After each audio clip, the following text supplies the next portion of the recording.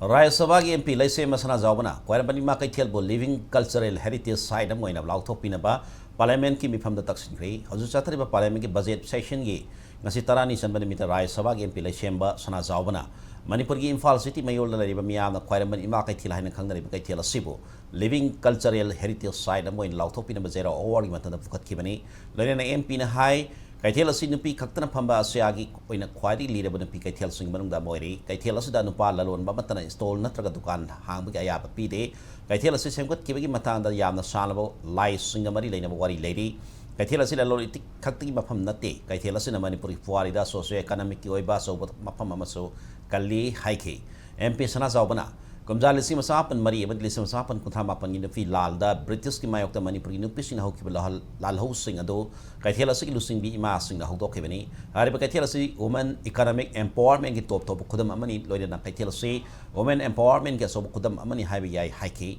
Khwairamband ma Keithel asi bu Indian Constitution ki article 51 clause A ki makhada living cultural heritage site oina lauthok pina balona na article 49 ki makhada Landamasi Puari the Sakon Raklaba Madi Lebagasi Maru Bamapamo in a Yokatuna Tambina by MP Shana Zauban House ki Kutang the Union government ki pulling sings in K. The two women uprisings of Manipur, known as the Nupilan of 1904 and 1939, against the British colonial rules, were initiated, organized by the women leaders of this market. This market is a unique symbol of women economic empowerment, and it may be described as a great example of Nari Shakti. Because of its unique nature, its historical significance, and its value of women empowerment,